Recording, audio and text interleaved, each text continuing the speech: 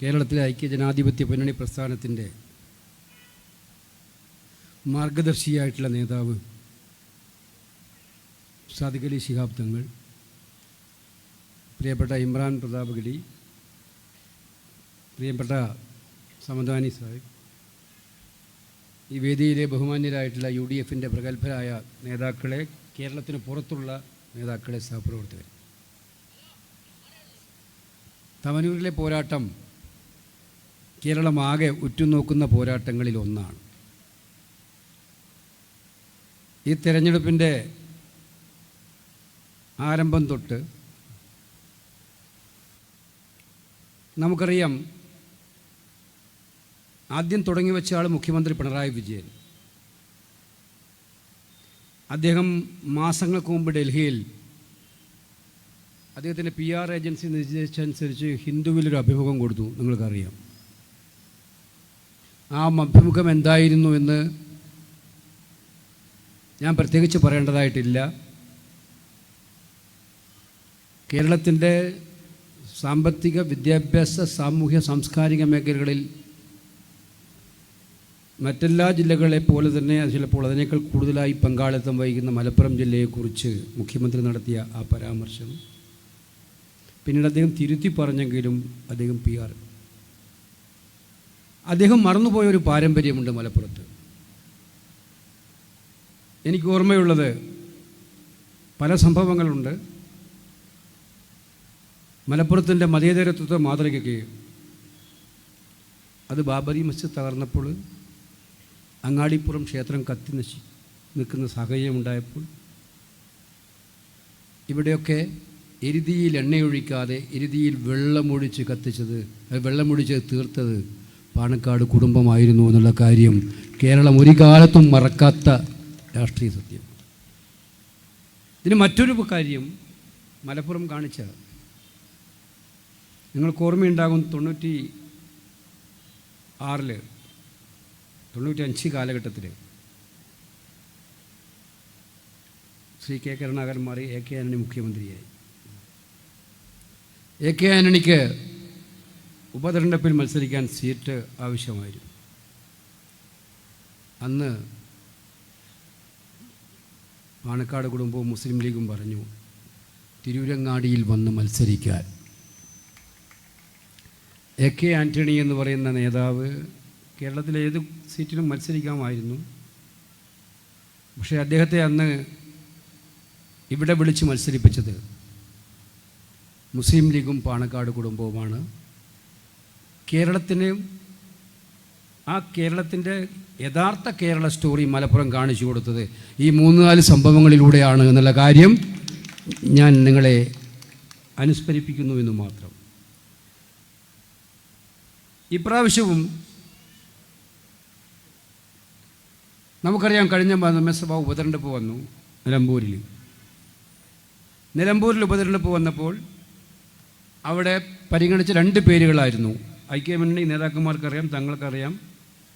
ഒന്ന് ആര്യാടൻ ഷൗക്കത്തും VS ജോയി. ഈ 2 പേരുകളാണ് പരസ്യം. അത് രഹസ്യമൊന്നുമല്ല, പരസ്യമാണ്. ആ 2 പേരുകൾ പരിഗണിച്ചപ്പോൾ ഒരാളെയല്ലേ തീരുമാനിക്കാൻ പറ്റൂ. അവിടെ ആര്യാടൻ ഷൗക്കത്താണ് ആ സാഹചര്യത്തിൽ നല്ലത് എന്ന് UDF-ഉം കോൺഗ്രസ് പാർട്ടിയും തീരുമാനിച്ച് ഷൗക്കത്ത് സ്ഥാനാർത്ഥിയായി. എല്ലാവരും പ്രതീക്ഷിച്ചത്, പ്രതിപക്ഷത്തിലുള്ള എല്ലാവരും പ്രതീക്ഷിച്ചത് അവിടെ വേറൊരു വിമത ശബ്ദം ഉണ്ടാകും, വേറിട്ട ശബ്ദം ഉണ്ടാകും, കോൺഗ്രസ്സിൽ വലിയ കലാപം നടക്കും, വലിയ പ്രയാസമായിരിക്കും എന്നൊക്കെയായിരുന്നു. പക്ഷേ അവിടെ ഷൗക്കത്തിൻ്റെ വിജയത്തിന് വേണ്ടി ആദ്യം രംഗത്തിറങ്ങിയതും അവസാനം വരെ നിന്നതും VS ജോയി എന്ന് പറയുന്ന ജില്ലാ കോൺഗ്രസ് കമ്മിറ്റി പ്രസിഡൻ്റായിരുന്നു. ഇപ്രാവശ്യത്തെ സ്ഥാനാർത്ഥി നിർണയ ചർച്ചയുമായി ബന്ധപ്പെട്ട് വന്നപ്പോൾ തങ്ങളോടും കുഞ്ഞാലിക്കുട്ടി സാഹിബോടും ചോദിച്ചു, ഞങ്ങൾ തവനൂരിൽ ജോയി മത്സരിക്കാവോ? എനിക്കവിടെ സന്തോഷം തോന്നിയത്, അഭിമാനം തോന്നിയത് അവിടെയാണ്.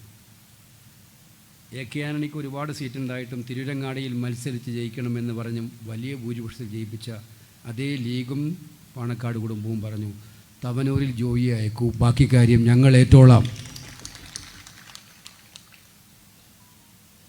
ഇതാണ് മലപ്പുറത്തിൻ്റെ കേരള സ്റ്റോറി. ഇതാണ് മലപ്പുറം മുന്നോട്ട് വെക്കുന്ന കേരള സ്റ്റോറി. അല്ലാതെ വാടകയ്ക്കെടുത്ത് പല സിനിമക്കാരനും കൊണ്ടുവന്ന് നടത്തി ഈ നാടിലെ ജനങ്ങളെ ഭിന്നിപ്പിച്ച് വർഗീയതയുടെ ഏറ്റവും വലിയ കോമരങ്ങളാക്കി മാറ്റുന്ന കേരള സ്റ്റോറിയല്ല. നരേന്ദ്രമോദി പഠിക്കേണ്ടത് ഈ കേരള സ്റ്റോറിയാണ് എന്നുള്ളതാണ് എനിക്ക് പറയാം. അതുകൊണ്ട് തന്നെയാണ് ഞാൻ അഭിമാനപൂർവ്വം പറയുന്നത്. കേരളമാകെ ഞാൻ സഞ്ചരിച്ചിട്ടാണ് ഇപ്പോൾ ഇവിടെ വരുന്നത്. തങ്ങളും പോകുന്നുണ്ട് എല്ലായിടത്തും. ആദ്യം തുടങ്ങിയപ്പോൾ ഒരു ചെറിയ ചെറിയ കാറ്റായിരുന്നു. ആ കാറ്റ് ഓരോ ദിവസം കൂടുമ്പോഴും ശക്തിപ്പെട്ട് വന്ന് ഇപ്പോൾ ഉറപ്പിച്ച് പറയാം, കേരളം UDFൻ്റെ തരംഗത്തിലേക്ക് ആഞ്ഞടിക്കുകയാണ്. കൃത്യമായ തരംഗം. എന്തുകൊണ്ടാണ്? 10 കൊല്ലമായി സഹിക്കാവുന്നതിനപ്പുറം നമ്മൾ സഹിച്ചു. ഇത് സഹിക്കാവുന്നതിനപ്പുറം സഹിച്ചു. ഇവിടുത്തെ ചെറുപ്പക്കാർ നിരാശരാണ്. PSC പരീക്ഷ എഴുതി 1ാം റാങ്ക് നേടിയാലും അവന് ജോലിയില്ല. സഖാവിൻ്റെ ബന്ധുവിന് പിൻവാതിലൂടെ ജോലി ഉണ്ട്. അത് ആവർത്തിക്കാൻ പറ്റുമോ?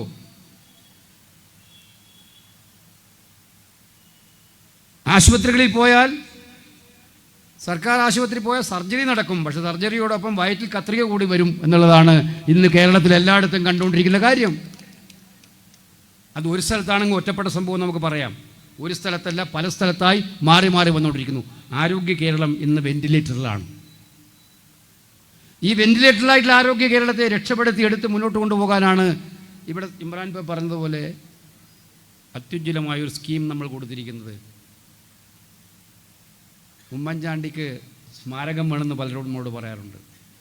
എന്തുകൊണ്ടാണ് ഉമ്മൻചാണ്ടിക്ക് സ്മാരകം ഉണ്ടാക്കേണ്ടത്? ഉമ്മൻചാണ്ടിക്ക് കൊടുക്കുന്ന ഏറ്റവും വലിയ സ്മാരകമാണ് ഉമ്മൻചാണ്ടിയുടെ പേരിലുള്ള 25 ലക്ഷം രൂപയുടെ ആരോഗ്യ ഇൻഷുറൻസ്. അദ്ദേഹം സ്വർഗത്തിലിരുന്ന് ഏറ്റവും കൂടുതൽ സന്തോഷിക്കുന്നുണ്ടാവും, സംശയമില്ല. നമ്മളിവരെ എതിർക്കുമ്പോഴും ഇവരുടെ എല്ലാ തെറ്റുകളും പറയുമ്പോഴും ആ തെറ്റുകളെ മാത്രം പറഞ്ഞു പോവുകയല്ല, കേരളം എങ്ങനെ മുന്നോട്ട് പോകണമെന്നതിനെക്കുറിച്ച് കൃത്യമായ കാര്യങ്ങൾ, അതാണ് ഇവിടെ ഗ്യാരണ്ടി. ഞാനത് റിപ്പീറ്റ് ചെയ്യുന്നില്ല. ഇമ്രാൻ പറഞ്ഞു, തങ്ങളും പറഞ്ഞിട്ടുണ്ടാവും, എല്ലാവരും പറഞ്ഞിട്ടുണ്ടാവും. ഞാൻ പറയുന്നത് ഈ തെരഞ്ഞെടുപ്പിൻ്റെ സന്ധ്യ ഏറ്റവും ഒടുവിൽ നിൽക്കുന്നത് എവിടെയാണ്? രാഹുൽ ഗാന്ധി ഇന്നലെ പറഞ്ഞു, സത്യത്തിൽ മത്സരം 2 മുന്നണികൾ തമ്മിലാണ് ഇവിടെ. ഇവിടെ ത്രികോണമൊന്നുമില്ല, മത്സരം 2 മുന്നണികൾ തമ്മിൽ. ഒരു ഭാഗത്ത് BJPയും CPM തമ്മിലുള്ള പരസ്പര സഹായ സംഘത്തിൻ്റെ മുന്നണിയും, മറുഭാഗത്ത് ഐക്യജനാധിപത്യ മുന്നണിയും തമ്മിലുള്ള പോരാട്ടമാണ് ഇവിടെ. ഞാൻ പാലക്കാട് നിന്നാണ് ഇപ്പം ഇങ്ങോട്ട് വരുന്നത്. പാലക്കാട്ട് സ്ഥാനാർത്ഥിയെ നിർത്താനുള്ള ഡിസൈൻ എന്തായിരുന്നു CPMന്?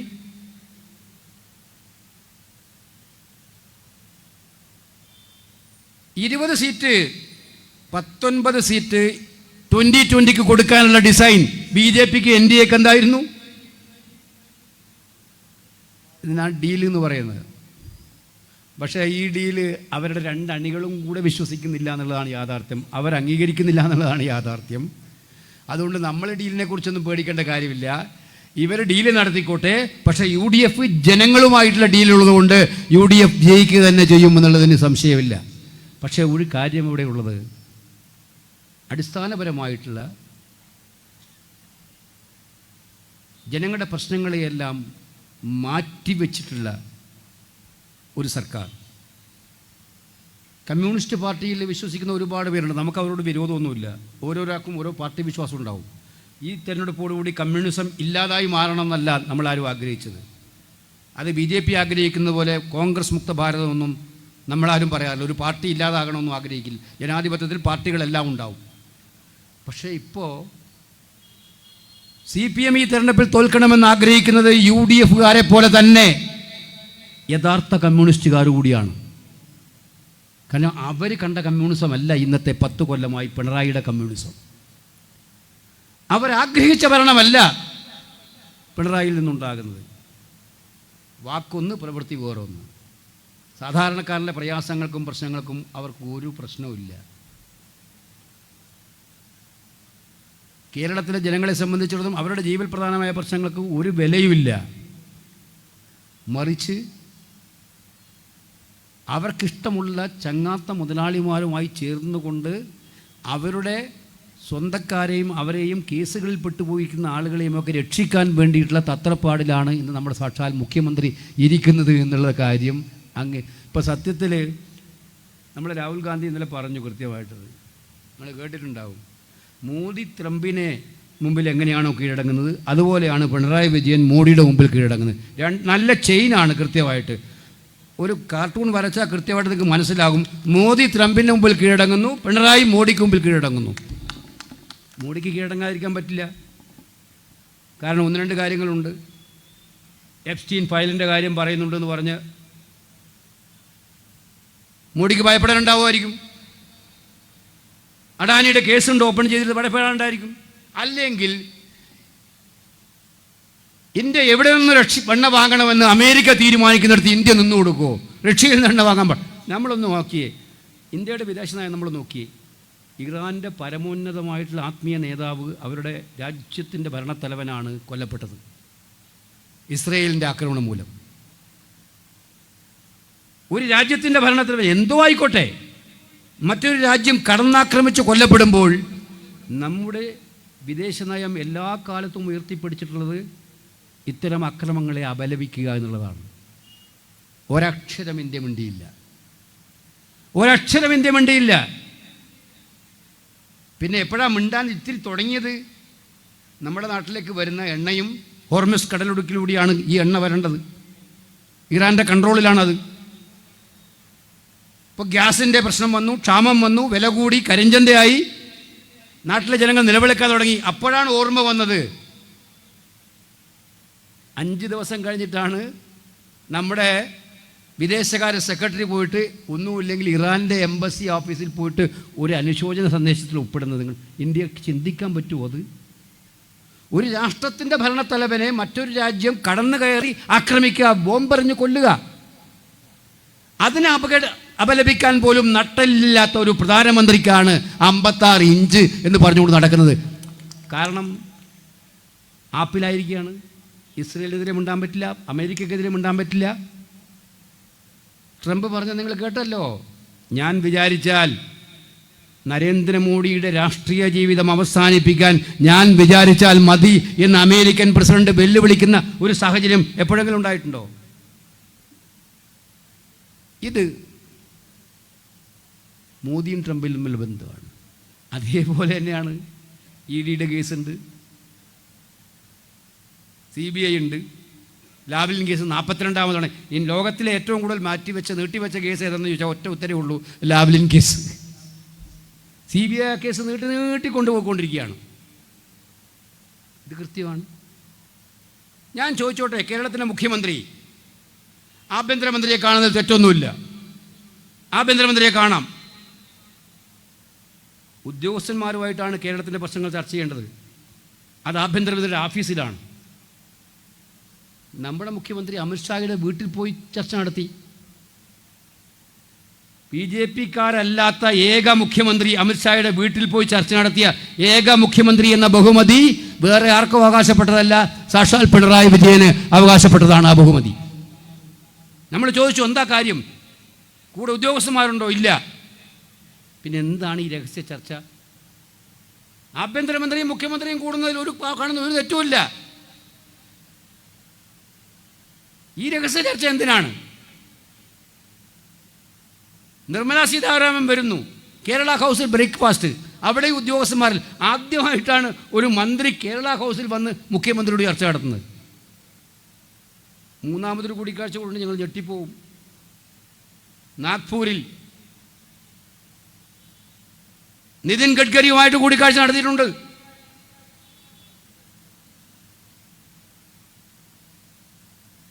അതാണല്ലോ ദേശീയപാത നമ്മുടെ കൂരിയാടൊക്കെ പൊളിഞ്ഞ് തകർന്നപ്പോഴും ഒരക്ഷരം വേണ്ടിയോ അഴിമതിക്കെതിരെ കേരളത്തിലെ സർക്കാർ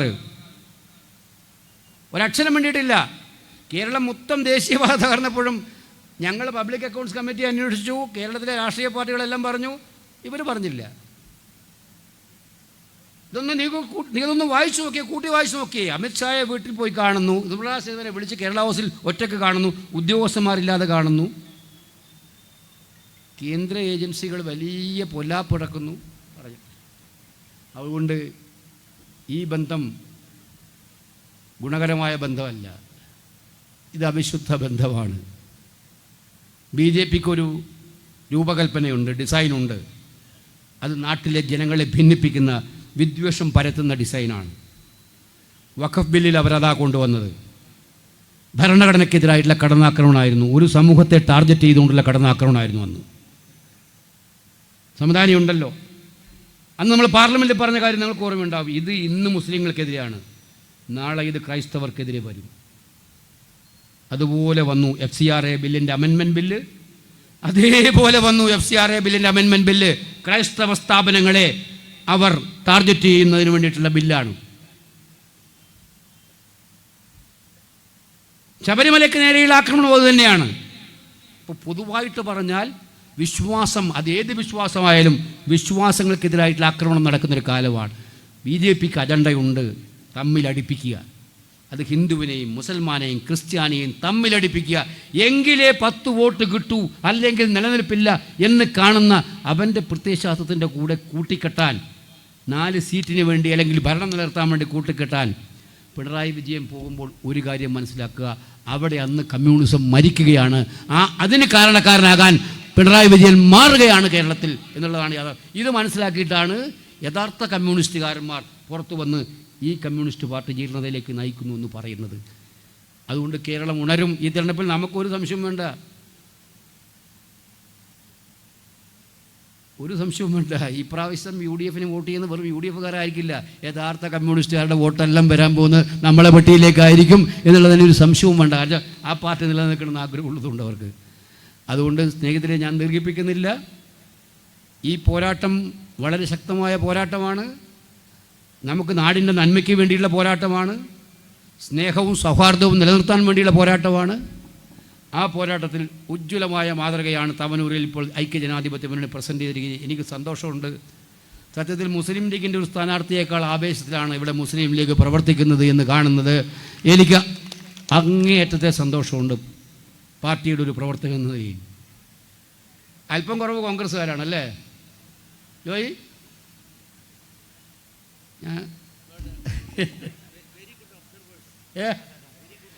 അവരെയൊക്കെ വെച്ചിരിക്കുന്നത് അതിനു വേണ്ടിയിട്ടാണ്, കൃത്യമായിട്ട് നോക്കാൻ ആരൊക്കെയാണ് ഇത്തിരി കുഴപ്പമെന്നതൊക്കെ നോക്കാനായിട്ടാണ്. അപ്പോൾ അതുകൊണ്ട് ഇതൊരു വെല്ലുവിളിയാണ്. ഇത് നമ്മൾ കാണിച്ചു കൊടുക്കണം. കേരളത്തിൻ്റെ യഥാർത്ഥ കേരള സ്റ്റോറി തമ്മിൽ കൂട്ടിപ്പിടിക്കുന്ന, ഒന്നിച്ചു ചേർക്കുന്ന, ഒത്തുചേരുന്ന കേരളത്തിൻ്റെ ഏറ്റവും മഹനീയമായ മാതൃകയാണ് തവനൂരിൽ നിന്നും ഉയരുന്നത് എന്ന് കാണിച്ചു കൊടുക്കാനുള്ള ഈ സുവർണാവസരത്തിലൂടെ ഐക്യജനാധിപത്യ മുന്നണിക്ക് ഒരു സീറ്റും UDFൻ്റെ പെട്ടിയിലേക്കും ഒരു സീറ്റ് നൽകിക്കൊണ്ട് UDFനെ വിജയിപ്പിക്കാൻ നിങ്ങൾ തയ്യാറാകണം എന്ന് വിനയപൂർവ്വം അഭ്യർത്ഥിച്ചുകൊണ്ട് എൻ്റെ വാക്കുകൾ അവസാനിപ്പിക്കുന്നു. നമസ്കാരം. ജയ് ഹിന്ദ്. നന്ദി പറയുന്നതിന് മുമ്പേ നമ്മുടെ തൃത്താല കാൻഡിഡേറ്റ് ബലറാം, ഏറെ പ്രിയപ്പെട്ട തവനൂരിലെ എൻ്റെ സഹപ്രവർത്തകരെ, ഞാൻ തൊട്ടപ്പുറത്ത് തൃത്താലയിലാണ് മത്സരിക്കുന്നത്. എനിക്ക് വോട്ട് ചോദിക്കാനല്ല പക്ഷേ ഞാനിപ്പോൾ വന്നിട്ടുള്ളത്. ഇവിടെ ആദരണീയനായ നമ്മുടെ നേതാവ് KC സൂചിപ്പിച്ചതുപോലെ കേരളത്തിലെ കോൺഗ്രസ് പ്രസ്ഥാനത്തിനൊരു കടമുണ്ട്.